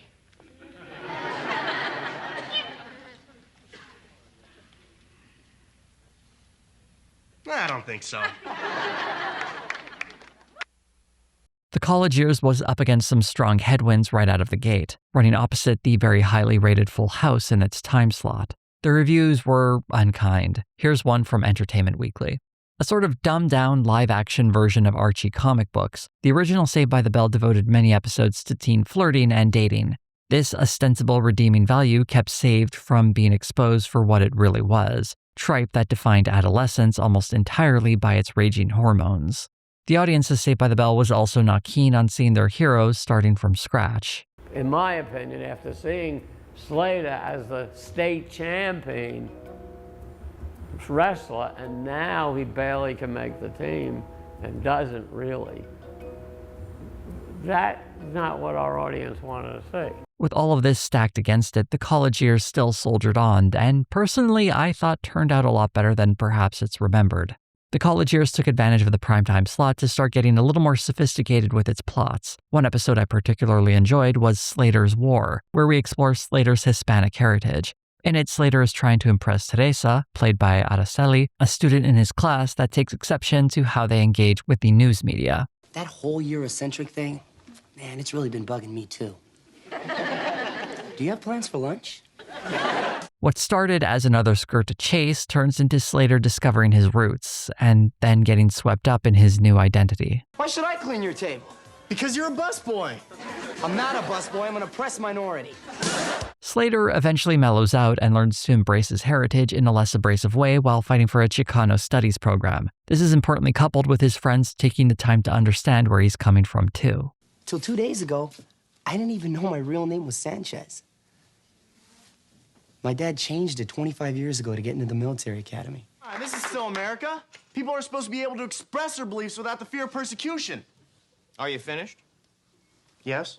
Zach learning to understand a more complex version of his friend was a nice final touch, especially since it happened late enough in the story that Slater didn't really need a savior figure to emerge, as he and his friends had already accomplished the goal of getting that Chicano studies program. The episode is about a very specific kind of experience, that of how immigrants, second-generation immigrants especially, often feel this pressure to erase their heritage. Even something as simple as changing a name can reverberate from one generation to the next. So Slater's father's willingness to give up that connection to his heritage to advance his military career also meant that his son would lose that connection as well. It's surprisingly subtle for a network sitcom in 1993, and especially when you contrast it to the Saturday morning version of Saved by the Bell.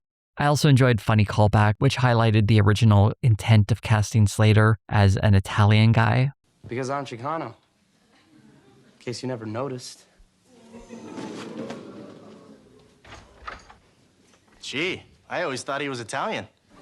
There's also a strange continuity flub in the college years where Slater can't speak Spanish. ¿No hablas español? What? We saw Slater speak Spanish in an episode of Saved by the Bell, although the show was at least clear that his grasp on the language is a bit loose. Ya nos cansamos. Si no nos aumentan, vamos a hacer huelga. Okay. He says they're fed up. If they don't get a raise today, they go bowling. Ay, ay, ay, no bowling. Huelga. We strike. Ay. The college years didn't have particularly good ratings throughout its run, and as the season moved on, it did feel as though it was getting a bit desperate, particularly with the episode A Thanksgiving Story, which featured a parade of guest stars. Oh my gosh, it's Jonathan Brandis from Sequest! Excuse me, Mr. Brandis, what are you doing above water? It's Marshall Moorfield! It's Six from Blossom. No, it's not. It's just one person from Blossom, Jenna Von Oy. Am I too late? I've got the cranberry sauce. It's Brian Austin Green. My favorite cameo was a bit more familiar to Saved by the Bell fans. Well, it's better than Tom Cruise. It's our old principal, Mr. Belding. The big overarching plotline of the college years was Zach and Kelly gradually getting back together, something we see from her first appearance on the show. Are you thinking maybe you and I can get started up again? Actually, I think I'm already started up halfway out the driveway and burning rubber. Although Zach's crush on Leslie seemed like the obvious complication, the series went another way, with the introduction of Professor Lasky, played by Patrick Fabian. I'll tell you, the only reason I'm here is because of her. But her too. Yo. You missed the redhead over in the third row. Funnily enough, Professor Lasky teaches Zach to respect women in this class, and at first he seems like the hip professor who will teach Zach that learning is cool. Mr. Morris, to what do we owe this pleasure? You already got your B. I don't want a B. I want an A. Instead of a hip professor, we got a creep professor when Professor Lasky starts dating Kelly. You've got great eyes. They're so, Blue. The relationship moves forward very quickly, with Zach looking on in dismay, and we once again see Kelly in a problematic relationship with an older man. Although luckily this time no laws are being broken because Kelly is 19. There is still an obvious ethical breach though, because a professor should not be dating one of his students. And if we're keeping track, Professor Lasky is 32, 13 years Kelly's senior. Kelly drops Lasky's class to end the conflict of interest, but Lasky does eventually end things with her because he feels awkward dating a student. It actually annoyed me a bit how the show really worked hard to make Lasky seem like a decent guy, as if it was important to preserve his status as a cool professor who simply couldn't resist one of his students. It was nice that Kelly had some agency in the romance, sure, but her passivity lasted way too long. It was frustrating waiting for an episode where she finally stood up for herself. When Kelly finally tells off Lasky, I felt the same wave of relief as the audience. I'm tired of hoping you see how wonderful I am. I'm tired of being nice, and I'm tired of you. Zach and Kelly officially got back together, with 2 episodes to spare in the series. If you're wondering why Kelly was dressed up like a doctor in that scene where she's telling off Professor Lasky, it was because earlier in the season she was thinking about going into medicine. But I've been thinking about maybe, possibly, going pre-med. Pre-med? Yeah. As in med-a-sin? Zach is initially not supportive, but eventually comes around to the whole idea of Kelly as a doctor. But with the show approaching cancellation, we got another curveball in the penultimate episode when Kelly, planning to go on a cruise to help with her medical studies, has her plans interrupted by Zach. We have to be together. Always. Zach, what do you want from me? I want you to marry me. What? Zach tells Kelly that this isn't just because he doesn't want her to go on that cruise, but it's clearly coming from a place of insecurity. Zach is afraid Kelly will leave him if they're separated for that 3-month trip, an understandable feeling after she brushed him off to date her professor earlier in the season. That said, jumping into a marriage seems like a terrible idea and speaks to the terrible place their relationship is in. But the show is ending soon, so instead we have Zach learn the error of his ways as he sends Kelly off with his blessing. But Kelly has other ideas. But my answer's yes. What? I love you, and I want to marry you now. Right away. We don't hear too much about Kelly's dream of becoming a doctor after this. And when it comes to what characters want, Zach once again proves he is the center of the universe, because what he wants is Kelly, and what Kelly wants is what Zach wants.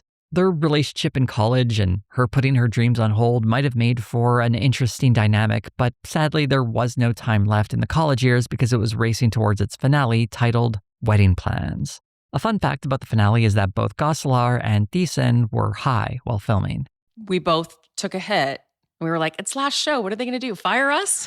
The episode itself is mostly people telling Zach and Kelly that they're too young and rushing into things, but they managed to stay undeterred. The most important part of this episode, in my opinion, was a particular cameo. Don't you guys have a bell?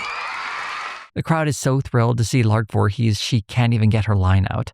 Zach and Kelly stick to their decision to get married, and there's not a whole lot else to the finale. Much like the original Saved by the Bell, this one goes out with a small whimper. No bride of mine is going to be married in some cheap, tacky place like Reno. We're going to Las Vegas!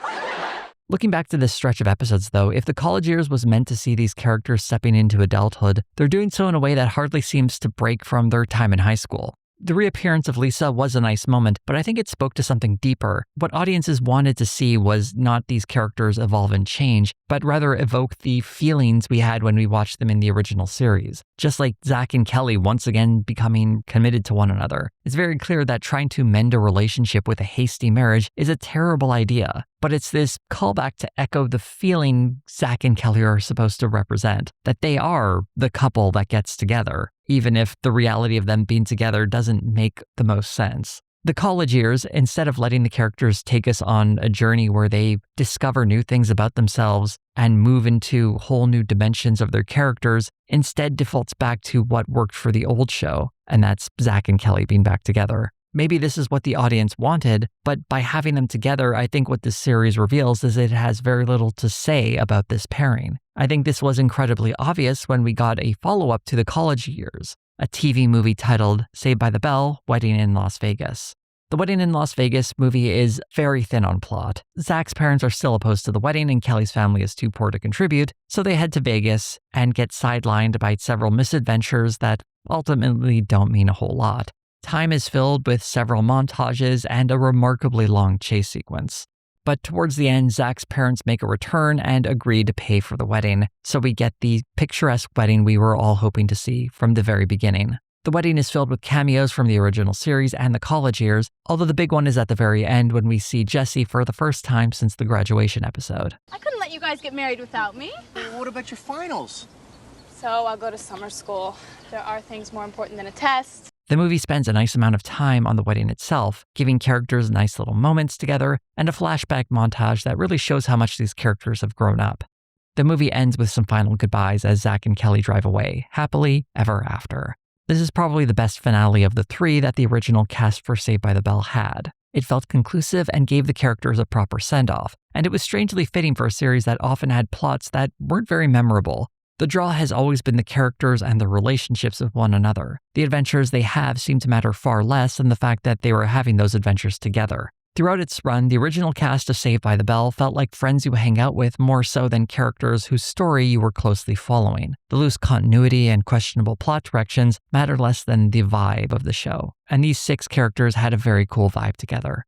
And that was Saved by the Bell's biggest strength, to cultivate that feeling in its audience. It wasn't completely devoid of substance, but its simple moral lessons and direct appeals to its young audience through bright colors and the impression of agency are all things that I don't think last as long as how the show made its audience feel. And that's probably true for most works of art. So in that sense, Saved by the Bell was doing something very right. Although Zach and Kelly driving off into the sunset meant the end of any TV series or movies starring the original Saved by the Bell cast, it was not the end of Saved by the Bell entirely. Saved by the Bell, the new class, debuted in 1993, running on Saturday mornings while the college years was in prime time. While the college years fizzled out after a season, the new class would go on for a 7-season run, albeit not without several bumps along the way.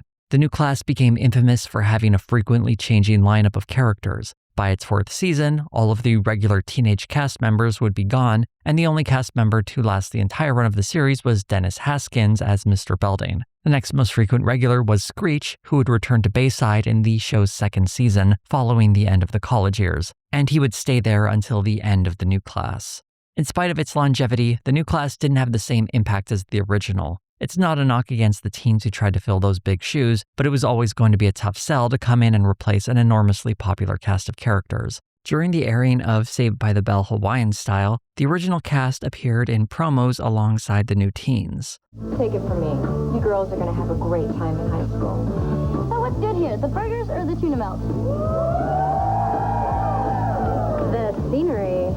Even with endorsements like that, it's hard to ignore how much more popular the original cast was. As a great example, the season 2 finale featured cameos by several members of the original cast, and you can hear the explosive reactions from the audience when they appear. So fast, buddy. What is this? Mario Lopez would make another cameo in season 4, but otherwise we didn't hear much more from the original cast on the new class, although Belding did name his son Zach. I think part of the reason NBC kept the show going for so long, well past its boom period, is because it was relatively cheap to produce. Although I don't have numbers for the cost of the new class, it was not a pricey production in its original run. Our budget was about $330,000. And I remember when we were shooting an episode, the cast of Friends held out for more money, and they each got $1 million. Our whole show was done for what it cost to get 1/3 of a friend. There was also financial value in the series generating as many episodes as possible. It was a huge hit in syndication, which is when a series is sold to be aired as reruns. Mark Paul Gosselaar spoke to the popularity of the series in syndication. When I noticed that the show became popular in the current form was when it was syndicated in 1996. Then all of a sudden people were watching it when they were coming home from school. The syndicated version of Saved by the Bell has oddly become the definitive one, as DVD collections have opted to use those versions instead of the original broadcast version of the series. That usually meant the episodes were shorter, as they would shave off a minute or two of the runtime so they could fit in more commercials. Following the end of Saved by the Bell, the actors all went in different directions, most of them getting away from their original characters. Mark Paul Gosselaar would find success on NYPD Blue, Tiffany Thiessen would head over to Beverly Hills 90210, Mario Lopez would star in several shows before finding long success as a host on the program Extra, Elizabeth Berkley starred in the cult classic Showgirls, and Lark Voorhees would appear on The Bold and the Beautiful. Dustin Diamond would be the one to struggle the most redefining himself after the end of Saved by the Bell, perhaps in part because he had been playing the same role for 12 years of his life. It's hard not to be typecast when you've been in one role for that long, and there aren't a lot of shows out there looking for characters like Screech. Struggling to find work, Diamond would eventually have his name attached to a tell-all book titled Behind the Bell, which made several strong accusations towards his castmates and other people involved with the production of the series. There was some truth to there being distance between Diamond and the rest of the cast, largely because of the age difference between them. We were all 3 years older than him. So at that point in your life, that's a big gap. Like 3 years now, if you're 30 or 35 or whatever, that's not a big gap. But when you're 15 and someone's 12, that's a huge thing. So he was always ostracized. He was always in kind of trying to follow what we were doing. And, as teenagers, you're like, hey.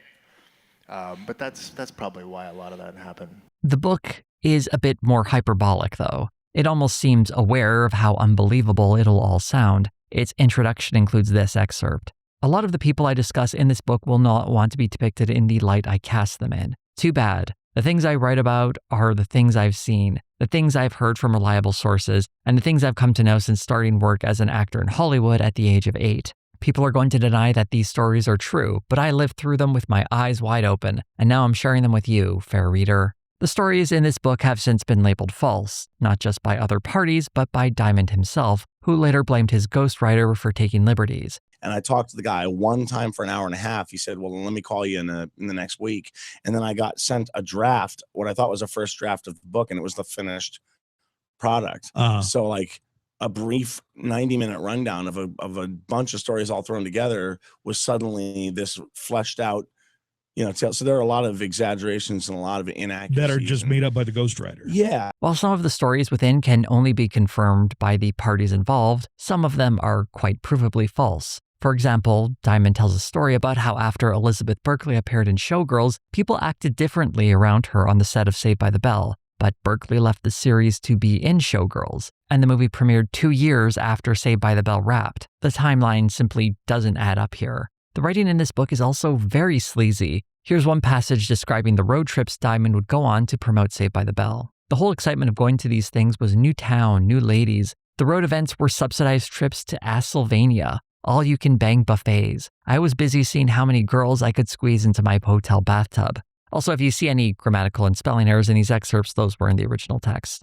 This book is not a reliable source of information about the series, and the tenuous connections it has to any true stories sadly only muddy the truth of what was actually going on behind the scenes of the series. This book can also be seen as a consequence of the actors not being paid particularly well. Some of the salaries I've seen for the cast range from $1,250 to $5,000 a week, depending on the role and how far along into the series they were. While that might sound like a lot at first, typically they only filmed a few months out of the year, and this was a show that was earning its producers millions of dollars. It's surprising to hear that the actors who were the face of the show got such a small portion of that. Diamond's book was eventually adapted into the movie The Unauthorized Saved by the Bell Story. This TV movie took even more liberties with the story of how the show came to be and comes across as incredibly cheesy.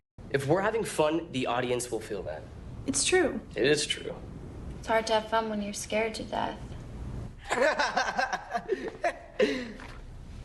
What? It's caffeine pills, not like she's addicted to heroin. Why don't you shut up? Who's gonna make me screech? You? You're a joke. I am not screech! By the way, the other guy in that scene is a young Manny Jacinto, years before we'd see him on The Good Place. Not all pieces of Saved by the Bell nostalgia were so centered on the drama backstage, though. Bayside, the musical, was a fun stage production that celebrated the original, and there were other pieces of media that had some fun with the show, like the web series Zach Morris's Trash. The creator, Dashiell Driscoll, even went on to work on the eventual Saved by the Bell reboot. There was also an incredibly popular reunion sketch on The Tonight Show that brought some of the cast together on screen to reprise their roles. I love you, and I'll always love you. You know what we should do? We should run off to Las Vegas and get married, and then we should move to a new zip code in Beverly Hills. Noticeably absent were Dustin Diamond and Lark Voorhees, which led to questions about why. I can't confirm why these decisions were made, but there is some room for speculation. Lark Voorhees had been taking fewer acting roles, and based on a few appearances on TV, there were rumors going around that she was suffering from some kind of mental health condition. Since I'm not a doctor and don't want to speculate about a person's mental health, I'd rather not show any of those clips. Voorhees did publicly reveal that she had been struggling with schizoaffective disorder in a 2020 interview. She has described hearing voices as one of her symptoms. In recent years, of the few interviews I've seen her give, she has looked significantly better, and I sincerely hope she continues to do well. When we went to the beach club, oh yes, I really love those sets. That was amazing. Wonderful, wonderful, wonderful time. Diamond not being invited may have had to do with other controversies in addition to the book he wrote, such as releasing a sex tape. Looking back now, in my 30s, I realized that was really dumb. You know, I definitely got some money off of it, but it wasn't worth what the fallout was. Later in the same year, after the Tonight Show sketch, he would be charged after allegedly stabbing a man. Mark Paul Gosselaar spoke briefly on why Diamond had not been included in projects like the Tonight Show sketch on his podcast. Maybe someone on our cast has an issue, and you have to respect that. Sometimes those decisions aren't made by us. We work for executives. Maybe someone over there has an issue with it that we don't even know about, and that's why someone's not a part of something. There did seem to be a brief reconnection between Mario Lopez and Dustin Diamond in an interview that was aired on Extra. Ask for forgiveness for any kind of, misunderstandings that may have, come about by the book. Undoubtedly, the most ambitious legacy of Saved by the Bell was its 2020 reboot, a show that I think deserves a closer look. Set 30 years after the original series, the 2020 incarnation of Saved by the Bell brings us back to Bayside. While some of the original cast returned, the focus would be on a new set of teens. One group of regular attendees at Bayside, and another group of new arrivals after their significantly poorer school was shut down. Busing the kids in was sort of the idea of California Governor Zach Morris. Maybe the students whose schools you close should be sent to schools in high property tax areas, like Bayside. Wow. It's a little more complicated than that. That's actually a great idea. Is it? And yes, he and Kelly are still married. Immediately noticeable in this version of the show is a very distinct style change. The very simple and earnest humor of the original has been replaced with a more ironic and witty tone. It's very jarring when you start that first episode, and at first it felt like a bit of a turnoff. Tracy Wigfield, the showrunner for the Reboot series, spoke with Dashiell Driscoll about the reaction from fans. How did you put it? This show will anger fans of the original. Yeah, it was new fan. It was old fans will be angry and new fans will be confused. While I wasn't personally angered, there was almost this sense of mean-spiritedness towards the original series at first that, unfortunately, may have colored the perceptions of the audience. Because as the series went along, I think the reboot revealed itself to be quite fond of the original, while being a pretty great show in its own right. The style of humor reminded me of 30 Rock, which might be because Wigfield was a writer and producer on that series. Hey, nice job up there, Mama. Sorry, I know we had the HR meeting about this. Dr. Mama. That's not what we settled on. Jesse, now Bayside's guidance counselor, and Slater, the athletic director, are the two returning cast members most heavily featured in the series. Their romance being teased throughout its run, even though Jesse is now married to a loser, and Slater is having a crisis feeling like he's done nothing with his life. Zach and Kelly appear in a handful of episodes, while Lisa and Max make briefer cameos, alongside a few other guest stars from the original series, typically in very minor roles. The bulk of the screen time is devoted to a new group of 6 teens. Daisy, played by Heskidi Velasquez, Zach's son Mac, played by Mitchell Hoog, Lexi, played by Josie Tota, Aisha, played by Alicia Pascual Peña, Jesse's son Jamie, played by Belmont Camelli, and Devontae, played by Dexter Darden. John Michael Higgins completes the cast playing Principal Todman. The reboot of Saved by the Bell wasn't just stylistically different, it was also more socially aware. I always believed that if you worked hard enough, anything was possible. But being here made me realize that's only true for kids like you. Hot kids. This makes for an interesting contrast because while the original cast weren't all obscenely wealthy, at least not the way the reboot Bayside kids are, they did live in a world free of greater hardship. Aside from Kelly's family having money troubles, most other issues tended to be figured out within an episode or two. Going back to the reboot, one of its advantages is that it's not recycling the old show, but is in conversation with it, looking at it from the present with honesty. We all made fun of you, but you were the only one who knew what was really going on. Styrofoam is bad. Drilling for oil on a football field is bad. A school-sponsored bikini contest is bad. I shouldn't have been telling you to calm down. I should have been yelling right there with you. There's also plenty of nostalgia for old fans of the series as well, including episodes that took a break from the drama of the teens to check in with the old cast and see how they were doing. A particularly funny retcon was adding Principal Todman to the original series as a never-before-seen seventh member of the friend group. Here, Kel, take a hit. Kelly, don't do it. It's not who we are. Or maybe Todman would have been the eighth member of the group if we're counting Tori. New kids keep things fresh. Remember Tori? Who? It would take a whole other video to describe how the reboot discusses race, class, gender, sexuality, and numerous other topics it tackles throughout its run. But in the interest of how it exists as a reboot of the original Saved by the Bell, it has a very evolved philosophy on how we look at the classic series. I know we're always ragging on how stupid we were back in high school, but maybe we weren't all wrong. Everything comes back around. Well, at least the good things. This callback is particularly interesting because in the original series, we were watching Zach and Kelly break up to this very song while Slater and Jesse were singing it. But in the reboot, all we see are Jesse and Slater getting closer together again. The sad part of the memory is disappearing while this happy one is remaining. I think it reflects a lot of how we look back at a series like Saved by the Bell. There was a lot of goofy stuff the reboot was happy to remind us of, but more often than not, I think what people want is to remember the good. A callback that loses the pain of the moment and instead focuses on the more sweet side of things. And while the series certainly did do that, the fact that it also referenced some of the goofier or bad elements, I think revealed it to be a bit more thoughtful and not simply riding on a wave of pleasant nostalgia. Whenever we look back at these old shows, I always think it's important to acknowledge both the good and the bad, because it's better to have an honest reckoning of what these shows really were, rather than deluding ourselves with a wave of nostalgia. Noticeably absent from the reboot was Dustin Diamond. Although Screech was referenced as being in outer space in the first season, he was not asked to appear at all. In comparison, Lisa had a small cameo over a video phone call, and she would later go on to appear in 2 episodes of season 2. In an interview, Diamond did express interest in appearing in the reboot. And how do you have Saved by the Bell without Screech? Right? As to why he didn't appear in that first season, Mark Paul Gosselaar spoke to that. Specifically with the reboot, I know that we were talking to get Dustin on the reboot for the second season. There were even talks to get him for the first season, but COVID cut that short. So there's a lot going on that people don't understand. Sadly, Diamond would never have the chance to appear in the second season of the Saved by the Bell reboot. He passed away on February 1st, 2021, due to carcinoma. His cast members shared tributes to him following his passing.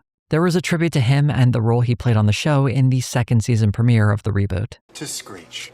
Screech. Screech. Screech. The premiere for the second season would be the final season for the reboot series. It ended with a lot of its potential unrealized, such as the heavily hinted romance between Mac and Daisy. I only date guys who win the spirit competition. I like that. Tracy Wigfield confirmed they definitely were going to be dating in the future. Mario Lopez expressed what I think anyone who stuck with the show felt. It definitely had at least another season in it. I think it could have gone at least another season, but the streaming world is tricky and fickle, to say the least. But proud of the couple seasons that we did. Personally, I thought streaming on Peacock kept it from reaching a wider audience, though the fact that it was an NBC program might have been the only reason we saw a revival to begin with. Also, before leaving this section entirely, the new opening theme with Lil Yachty does not compare at all to the original. Dustin Diamond was not the only important name to pass away connected to Saved by the Bell in recent years. The series showrunner and producer Peter Engel passed away in March of 2025, and Sam Bobrick, the scriptwriter for the Good Morning Miss Bliss pilot, who is also credited as the creator of Saved by the Bell, passed away in 2019. While I was working on this video, another Saved by the Bell alum to pass away was Patrick Muldoon. He played the much reviled Jeff in 3 episodes. Before he passed, Muldoon talked about how even 35 years after the end of the show, people were still upset at him for stealing Kelly away from Zach. There's no week that goes by that I don't get at least, I'd say 1 to 3 messages on Instagram. It doesn't matter what my post is. In the comments, they're like, that's that son of a bitch who stole Kelly from Zach. I hate him. And then someone will join in and like, I hate him too. You ruined my childhood. But it's cool because you did something that people remember. I think that's a very clear example of how the series has been so deeply implanted into the minds of the audience that 35 years later, many people still feel that strongly about it. Saved by the Bell proves something remarkable, that a live-action sitcom on Saturday morning designed for a young audience could not only work, but could also be a huge hit. It inspired numerous other sitcoms of its ilk, such as California Dreams, Hang Time, City Guys, and even shows that weren't created by Peter Engel. I'd go as far as saying the live-action sitcom craze that drove young audiences to the Disney Channel was something created by using the formula Saved by the Bell helped refine. Over 35 years later, Saved by the Bell still feels special. Maybe it's part of my own nostalgia speaking as I watched it when I was a kid, but I think the massive success for the series proves there was something special about this one. A blend of the classic and modern. A fun show with cool characters telling us things were going to be all right. If that doesn't scream growing up in the 90s, I'm not sure what else does. I watched a lot of Saved by the Bell when I was younger, and as a kid, it had a huge impact on me. I'm not sure I watched every single episode, and for this video, when I watched through the series again, there were several I didn't really recognize, but there were definitely moments that were tattooed in my brain. When that song gets going, you just feel like you're ready for another day at Bayside. If you'd like to spend another day watching videos like this one, do consider becoming a patron or member for this channel. You'll get your name in the credits, early access to videos, and some fun extras I throw in now and again. You can also use my link below to join Nebula if you'd like to watch my videos there. And if you want to support this channel in a non-monetary fashion, you can like, comment, subscribe, hit the bell for notifications, or share this video on social media. Thank you all so much for watching.